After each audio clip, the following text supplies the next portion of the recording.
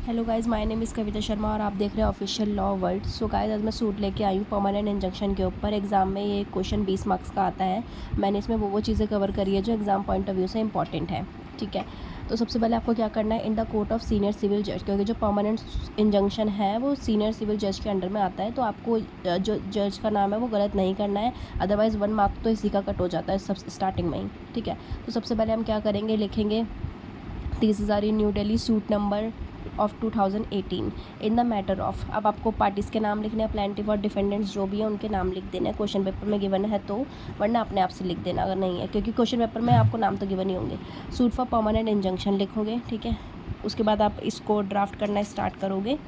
Most respectfully showed that the plaintiff is a permanent resident of the above mentioned address in the property bearing number this, the last many years is living with wife and the minor child as a tenant। ठीक है, तो ये मैंने 1 2 3 4 5 जो भी points मैंने इसमें लिखे हैं ना, ये आपको एज इट इज़ एग्जाम में लिखने ही है। स्टार्टिंग में मैंने इसमें वो चीज़ें मेंशन नहीं करी हैं जो आपको खुद से बना के लिखनी पड़ेंगी। ठीक है, उसके बाद आपको ब्रीफ फैक्ट्स लिखने हैं। अगर क्वेश्चन पेपर में फैक्ट्स गिवन है तो उसके अकॉर्डिंग लिखना, नहीं गिवन है तो अपनी स्टोरी बना के लिख देना। ठीक है, स्टोरी तो बनानी आती है बढ़िया से।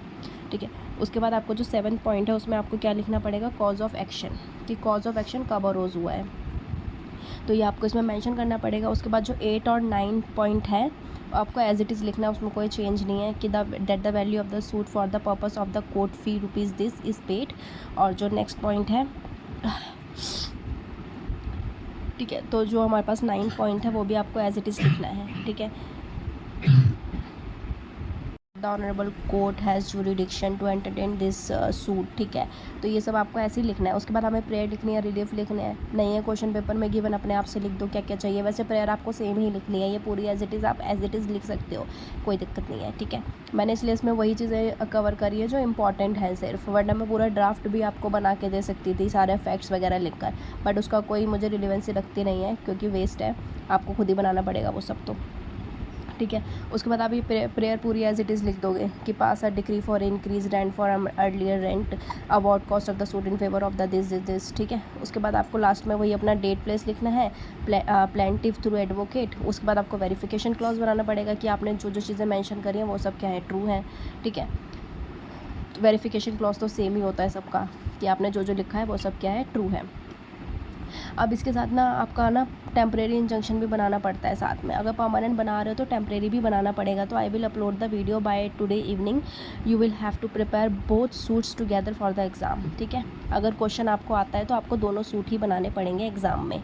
ठीक है, तो मैं ट्राई करूँगी कि मैं शाम तक जो है टेम्परेरी इंजंक्शन की वीडियो भी अपलोड कर दूँ। और प्लीज़ वीडियो को ना शेयर करो अपने दोस्तों के साथ, सबके लिए बेनिफिट रहेगा इसका। इतनी मेहनत लगती है वीडियो बनाने में, आप प्लीज़ लाइक करो, सब्सक्राइब करो, सबके साथ शेयर करो, सबका भला करो। ठीक है, तो आपको ये जो सूट है वो अच्छे से देख लेना है एग्ज़ाम के लिए। 20 नंबर कहीं नहीं जाते हैं। देखिए, लास्ट ईयर इसका क्वेश्चन नहीं आया था, तो इसका मतलब ये नहीं है कि इस बार भी नहीं आएगा।